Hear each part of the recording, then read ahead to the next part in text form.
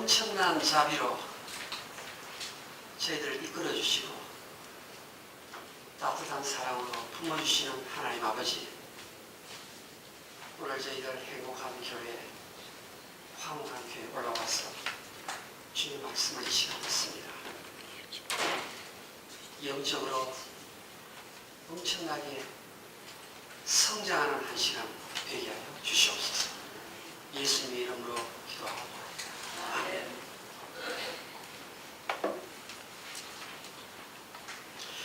오늘 말씀 제목이 무엇인지 한번 보십시다.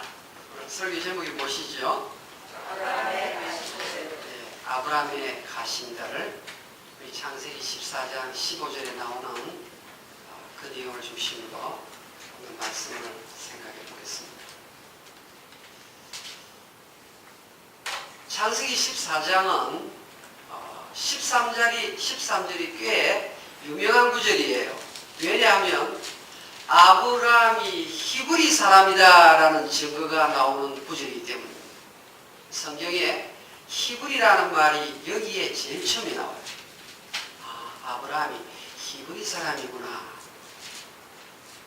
근거를 주는 말씀 구절이에요. 동시에 14장은 어떤 면에서 의미가 있는가 하면 예수 믿는 사람이 세상 속에서 살아가는 이야기를 담고 있는 내용이에요. 예수 믿는 사람이 세상 속에서 살면 엄청난 위험을 만나게 되는데 자칫 잘못하면 위험에 빠져서 꼼짝 못하게 포로 생활을 할 수 있다. 그것을 보여주는데요. 세상은 각처에 함정을 많이 파놓았어요. 근데 방심하면 넘어가는 거예요. 아브라함의 조카 롯이 소돔 고모라를 너무나 좋아하는 거예요. 향락 문화가 마음에 드는 거예요. 닌텐도 게임하니까 너무 좋은 거예요. 그래서 세상 문화에 하나씩 발을 들여놓다 보니까 구덩이에 빠져서 포로로 잡혀 끌려가 버리고 말았습니다. 아브라함의 조카인데 믿음의 결혼을 한 사람인데 소돔이 좋으니까, 세상이 좋으니까, 세상 맛을 들이니까 처음에는 조금만 맛보고 돌아오려고 생각했었는데 한번 발을 들여놓으니까 안 돼요. 그래서 포로로 끌려가 버리고 말았어요. 마귀의 소나기에 들어간 거예요. 어찌된 영문인지 롯의 종 중에 하나가 필사적인 탈출을 했어요. 오늘 성경 14장 13절에 한 사람이 도망 나왔다고 말합니다. 한 사람이 도망 나와서 아브라함에게 알려줍니다. 아브라함이시여, 당신의 조카 롯이 세상의 포로로 끌려가서 나오지를 못합니다. 그러니까 아브라함이 자기 집에서 훈련시켰던 가신들 318명. 저도 놀랐습니다. 야, 아브라함이 318명의 개인 사병을 키우고 있었구나. 우리 사극 보면 나오잖아요. 신하들이 개인 사병을 가지고 있는 거 나오잖아요. 아브라함도 개인 사병을 갖고 있었어요. 오늘 성경에 318명이다. 정확하게 기록해 놨어요. 근데 저는 이 318명 아브라함이 개인 사병을 이끌고 어떻게 해요? 야간 기습 공격을 합니다. 낮에 전쟁을 하는 게 아니라 밤중에 조카가 사로잡혀 있는 그 마귀의 본고지를 공격합니다. 그래서 조카도 찾아오고 조카의 부녀들도 찾아오고 빼앗긴 재물들도 전부 다 찾아왔다. 그것이 오늘 읽은 성경 내용입니다. 저는 이 성경 구절을 읽다가 저에게 찾아온 질문이 하나 있어요. 그 질문을 여러분하고 나누고 싶어요. 무슨 퀘스천 마크인가 하면요. 아니, 아브라함이 왜 그렇게 318명 개인 사병을 키워야만 했을까? 여러분 참 이상하지 않습니까? 창세기 12장에 보면 하나님이 아브라함을 부르십니다. 아브라함아, 너는 내 본토 친척 아비 집을 떠나 내가 네게 지시하는 땅으로 가라. 그래가지고 하나님이 이 아브라함을 부르시면서 놀라운 축복을 하세요. 무슨 축복을 하시는가 하면요. 너를 축복하는 자는 내가 너에게 복을 줄 것이요. 너를 저주하는 자는 내가 저주하리라. 여러분 창세기 12장 3절 다 펴보세요. 눈으로 확인을 하세요. 자, 여러분 교회 와서 성경 한번 열어보세요. 창세기 12장 3절 우리 다 같이 읽겠습니다. 창세기 12장 3절 시작.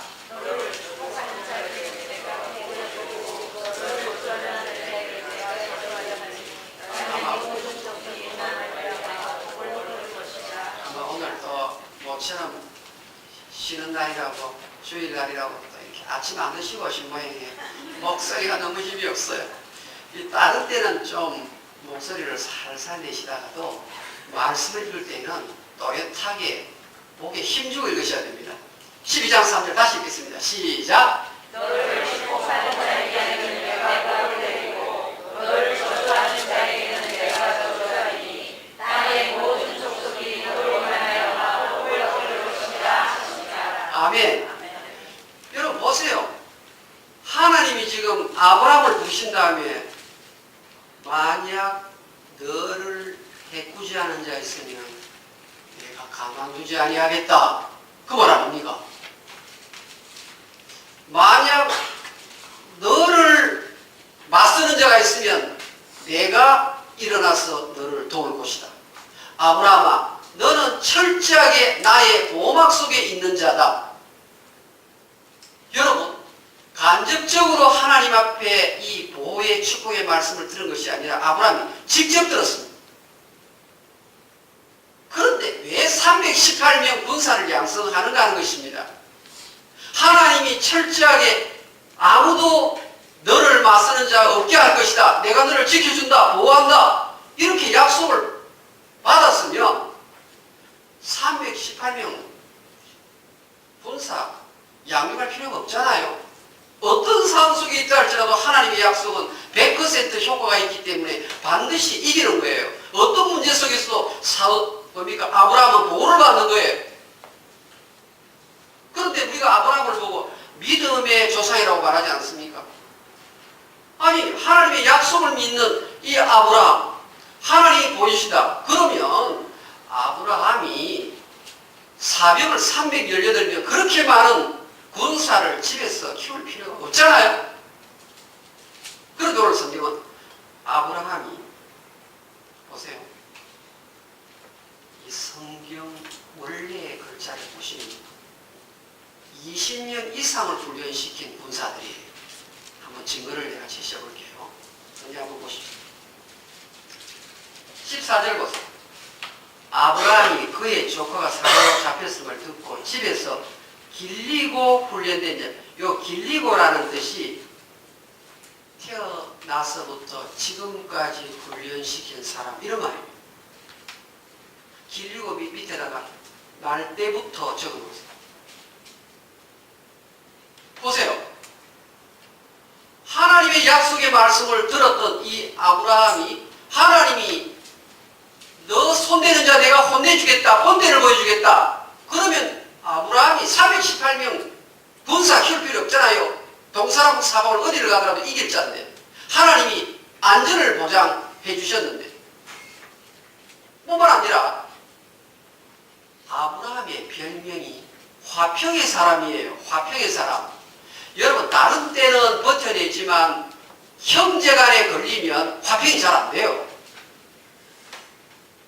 더군다나 양체짓을 하면은 못 참잖아요. 그런데 이 조카가 아브라함 때문에 부자 됐어요. 그래서 아주 땅 넓이가 많아지고 목초지가 많아졌는데 서로 목자간에 좋은 풀을 양에게 뜯어먹이겠다고 하다가 마침내 충돌이 일어났습니다. 그때 아브라함이 먼저 제안을 하죠. 조카야, 너희 목자하고 우리 목자하고 자꾸 싸움이 일어나니까 너가 먼저 좋은 땅을 택하라. 사람 같으면 조카가 삼촌의 은혜를 생각하고 아유 무슨 그런 말씀을 하십니까? 삼촌이 먼저 하십시오. 이래야 되는데 소돔 고모라의 눈이 멀었기 때문에 자기 실속을 조카가 먼저 챙기는 거예요. 딱 바라보니까 에덴 동산같이 시냇물이 흘러가는 거예요. 삼촌 좋은 땅 이거 내가 하겠습니다. 그래가지고 좋은 땅을 날름 자기가 독차지는 거예요. 창세기 13장에 보면 내 목자나 너 목자나 다투지 말자, 다투게 하지 말자. 화평의 사람이 바로 아브라함이에요. 그런데 오늘 성경은 318명 파이팅맨이에요. 싸우는 사람들이란 말입니다. 아니 지금 아무리 생각해봐도 이 318명을 묵상해보니까 아브라함의 화평의 사람 그것하고도 맞지 않고 창세기 12장 3절에 하나님께서 철저하게 보여주시겠다는 그 약속을 받아들이는 면에 있어서도 사병을 양육하는 것은 어딘지 모르게 마음에 들지 않잖아요. 이상하잖아요. 왜 그랬을까? 여러분, 오늘 성경은요, 믿음의 사람이 무엇인가를 오늘 이 부분에서 보여주고 있어요. 믿음의 사람이 어떤 사람입니까? 믿음의 사람은 하나님 약속을 믿는 사람이에요. 그런데 사람이 크리스찬으로서 해야 할 본분을 하는 것이 믿음 안에 들어있다는 사실입니다. 우리는 보통 기도만 하면 됩니다. 잘 들으세요. 기도만 하면 됩니다. 기도가 만능입니다. 부흥사 목사님들 이 말을 많이 해요. 제가 한국 가서 만났을 때도 그 권사님 한 분이 목사님 기도만 하시면 됩니다 그래요. 따라합시다. 기도만 강조하면 믿음이 아니라 미신이다. 여러분 성경 66권 안에는 찬양에 대한 강조도 있고 기도에 대한 강조도 있고 전도에 대한 강조도 있는 거예요. 그런데 샤머니즘 불교 문화가 들어오면서 금식기도 철야기도 쪽에 너무 비중이 많이 옮겨갔어요. 그래서 어느 날 보니까 기도가 만능입니다. 그래가지고 기도만 하면 됩니다. 우리 한국교회 기도 대단합니다. 그런데 성경 66권 안에는 기도와 함께 인간이 해야 할 본분을 동시에 강조하고 있는 것입니다. 지금 아브라함은 조카가 어려움을 당했다는 소식을 듣고 하나님이 나를 보여주시니까 가자 이렇게 올라갈 수도 있는데 집에서부터 20년 이상을 한솥밥을 먹었던 군사들을 양육했다는 사실입니다. 내가 내 조카에게 도움을 주고 싶어도 내가 힘이 없으면 도울 수가 없어요. 마음이 아플 것 같죠. 아유 셋째가 너무 어려워. 그래 도와줘야지. 오늘 지금 아브라함이 조카를 돕는 이야기잖아요. 그런데 이 조카를 돕기 위해서 종들 가운데에서 또 아이가 태어나면 한솥밥을 먹이면서 훈련을 시키는 거예요. 언제? 이 가나안 땅이 지금 어떤 땅입니까? 축복의 땅이잖아요. 우리는 다 축복의 땅에서 사는 사람들이에요. 그런데 우리 주변에는 수많은 마귀가 뿌려놓은 대적들이 있는 것입니다. 그냥 기도하고 나가자. 기도하고 나가자. 이것은 반쪽짓이라고.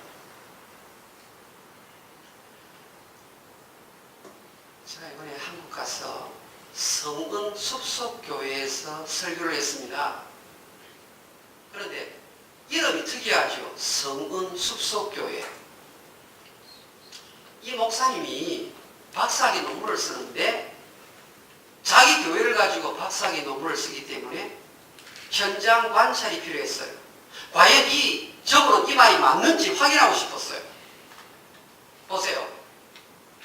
나는 한국에 그런 교회가 있다는 걸 처음 알았습니다. 어떤 교회인가 하면요, 숲속에 교회가 있기 때문에 바깥에서 아무리 살펴봐도 교회가 안 보이는 교회예요. 그래서 제가 아는 분이 제가 설교한다 그러니까 찾아오시는 거예요. 그래서 목사님 버스를 타고 그 교회 가려고 합니다. 어떻게 해서 갈 수 있습니까? 그래서 내가 다른 목사님 물었어요. 어느 분이 이 교회 버스 타고 오신답니다. 차를 가지고 오시면 되는데. 그랬더니 다른 목사님 이야기가 우리 교회는 버스 타고는 절대로 못 옵니다. 그래요. 아니 세상에 그런 교회가 있을까? 내가 궁금하게 생각했어요. 아니 버스를 타고 내려서 걸어가면 되잖아요. 그런데 그렇게 해서 교회를 못 간다는 거예요. 뭐 어떻게 갈 수 있습니까? 그러니까 저희 교회 교우들이 고향시청 앞에 혹은 마을 전체에 전부 다 예배 시작 전에 있다가 교회 가겠다는 사람이 있으면 그때 자기 차에 태워가지고 숲속을 통과해서 공동묘지를 통과해가지고 그 중간에 있는 교회에 오는 그런 교회입니다. 여러분 교회 옆에 전부 다 공동묘지 가다 보니까 무덤이 여기 돼 있고 저기 돼 있어요. 밤중에요. 기도해 가기도 겁나는 교회예요. 그런데 숲을 굽이굽이 넘어가니까 산속에 언뜻한 교회가 있는데요.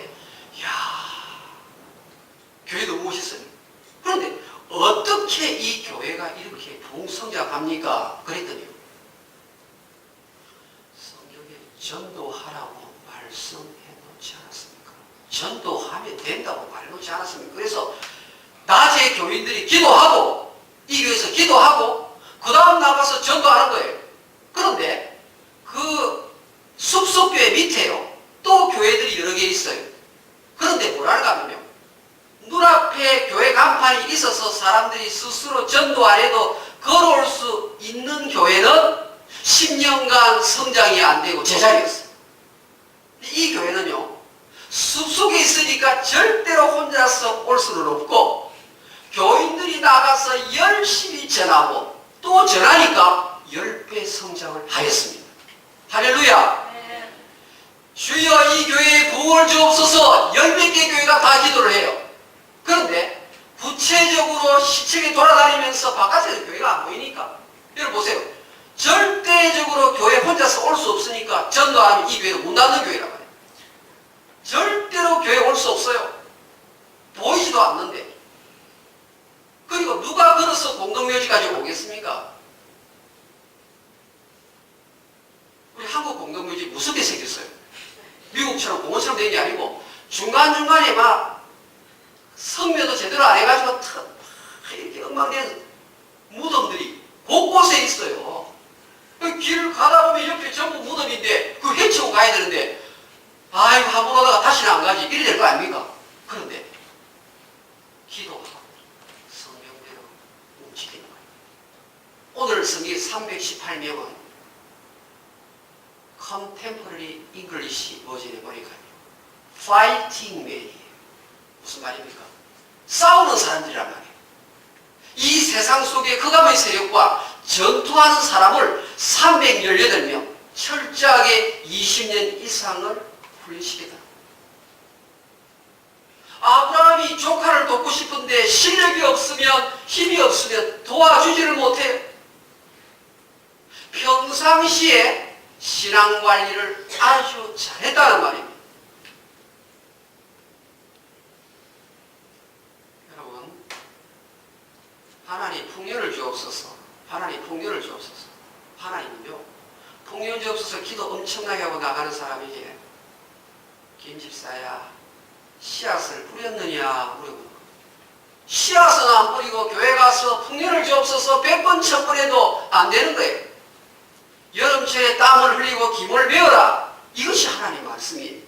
그런데 중간과정 생략하고 주여 주여 내 이모가 나를 너무너무 괴롭히는데 용서하는 마음을 주옵소서. 100번 천번해도 안 돼요.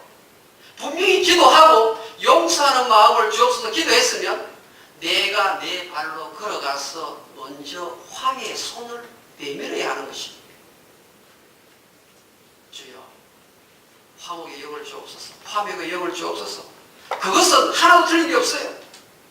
분명히 그 기도할 수 있는데 화목의 영을 달라고 기도했으면 내가 먼저 나가서 움직여야 되는 거예요.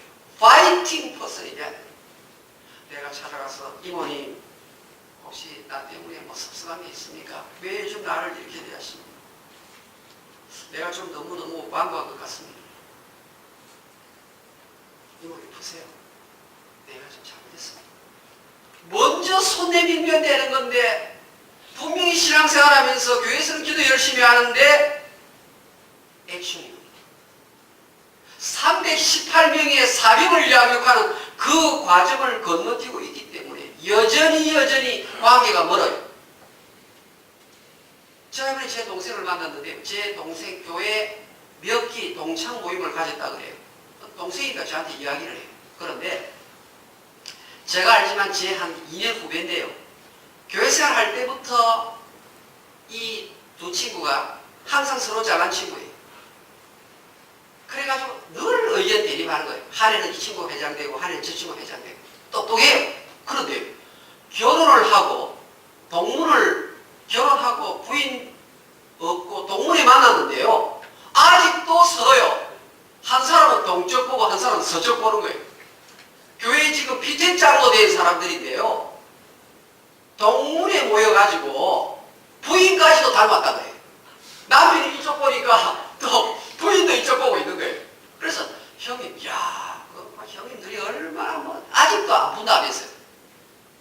여러분, 왜 그게 안 풀리느냐? 318명 개인적인 실력, 영적 실력을 키우는 것이 없이 주여 화목해 하옵소서. 안 된단 말입니다. 그 신앙이 아니에요. 그것은 미신이란 말이에요. 여러분, 우리 한국 교회사에 유명하신 분 있잖아요. 이분이요, 신학교 공부를 하다가요, 바깥에 죽어가는 영혼들을 생각하니까 이 가슴에 뜨거움이 막 몰아치니까요, 어떻게 합니까? 에이, 공부가 뭐 나를 먹이 살리나. 주의 복음전이 급하니까요. 시험을 앞두고 공부를 안 하고 바깥에 나가서 막 복음 전하고 기도해주고 이러는 거예요. 자, 시험 때가 됐는데 시험지를 받아드니까 어떻게 기도했을까요? 하나님, 내가 주의 일을 열심히 하다가 왔습니다. 성령님이시여, 1, 2, 3, 4번 나올 때 성령께서 정답에다가 빨간 불빛을 비추어 주옵소서. 자, 시험 쳤습니다. 성령이 역사했겠습니까? 떨어졌습니다. 자그마치 몇 년 떨어졌는가 하면 5년을 유급했어요. 보통 신학교 가서 1년, 2년까지 유급하는데요. 5년 유급한 기록은 어느 목사님? 최근능 목사님. 이분이 예수천당 불신주. 이 최근능 목사님이요, 5년을 유급했어요. 그런데 이 최근능 목사님 책에 보면 그 유명한 명언이 남아있죠. 성령도 시험에는 별 수 없더라. 공부를 해야 되는 거예요. 공부를. 실력을 쌓아야 되는 거예요. 우리는 교회 가서 금시가 엎드리면 다 되는 줄 아는데 그게 아니에요. 종교개혁을 일으켰던 우리 미국 교회가 큰 행사를 하잖아요. 마르틴 루터가 무슨 말을 하겠습니까? 기도하고 최선을 다하라 이 말이에요. 마르틴 루터가 기도만 하면서 주여 이 교황의 세력을 없애어 주시옵소서 그게 아니고 자기가 기도하고 95개조 반박문을 비텐베르그 성문 앞에 붙인 것입니다. 죽을 각오를 하고 당신이 이번에 가면 죽습니다. 그런데도 마귀가 기와장같이 많이 있다 할지라도 나는 순수한 복음의 사역자로서 할만하리라. 그래가 종교가 일어났단 말이에요. 여러분, 저는 오늘 이 아브라함의 이 믿음의 모습을 보면서 318명 이 가신을 20년 이상 양육하는 이 모습을 보면서 느헤미야가 생각났어요. 느헤미야. 여러분, 느헤미야는 1장 2장에 보면 기도하는 사람이에요. 기도대장 느헤미야예요. 얼마나 기도를 간절히 하는지. 그런데 기도하고 예루살렘 성벽이 불탔습니다. 오 하나님, 좀 잘되게 해주십시오. 그거로 그친 게 아니고요. 자기가 직접 기도하고 움직입니다. 그리고 그 현장에 가가지고요, 어떻게 한 줄 아십니까? 다른 사람 다 잠잘 때 밤중에 일어나가지고 살펴보는 거예요. 아, 이 성벽 어디에서 어디까지 불탔구나. 사람 몇 명이면 되겠다. 며칠 정도 하면 되겠다. 자재는 어느 정도 준비하면 되겠다. 성경에 그 밤에 느헤미야는 일어나 그 밤중에 일어나서 말을 타고 또 성을 돌아보고, 기도 대장이었던 느헤미야가 기도만 한 것이 아니라 최선의 준비를 한 것입니다. 그래서 52일 만에, 여러분, 52일 만에 예루살렘 성벽이 완벽하게 고쳐집니다. 그런데 성벽 고치기 위해서 막상 일어나니까 사마리아 성의 종교 지도자, 그 다음에 도비아라는 지역이에요. 이 도비아가 나중에 사람 이름을 합니다. 도비아라는 지역이요, 요단강 오른편에 있는 엄청난 지역이에요. 이방 지역 일어나는 거예요. 그 다음에 게셈 사람 하면 저 아래쪽, 예루살렘 아래쪽에 있는 사람들이에요. 그러니까 내가 기도하고 주의를 하겠다 그러니까요, 마귀가 벌떼같이 일어난 거예요. 양손에서 일어났어요. 일어나니까 느헤미야가 주여, 동서남북 사방에서 아래 위로 공격하는 이 사람을 하나님이 정리해 주십시오. 그 기도 아니겠습니까? 기도하는데 어떻게 한 줄 아십니까? 예루살렘 사람들을 부릅니다. 기도하면서 전부 다 손에 연장을 들게 합니다. 자, 성경 찾아보시다. 느헤미야 한번 찾아보겠습니다. 느헤미야 4장. 오늘 성경 한번 보겠습니다. 느헤미야 4장 9절 731페이지 다 열어보세요.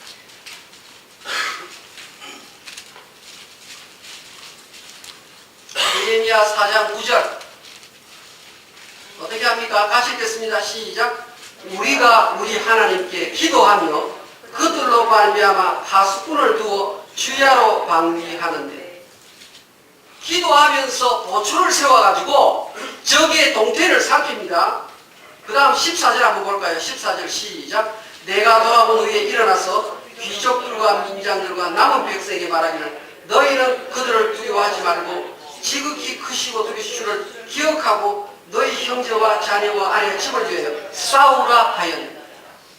여러분, 믿음 생활이 무엇인 줄 아십니까? 믿음 생활은 성경에 나와 있는 어떤 구절을 우리가 알면 그거 붙들고 행동에 옮기는 것입니다. 믿음의 선한 싸움을 싸우라 그랬습니다. 믿음의 선한 싸움을 싸우라. 디모데전서 6장 12절.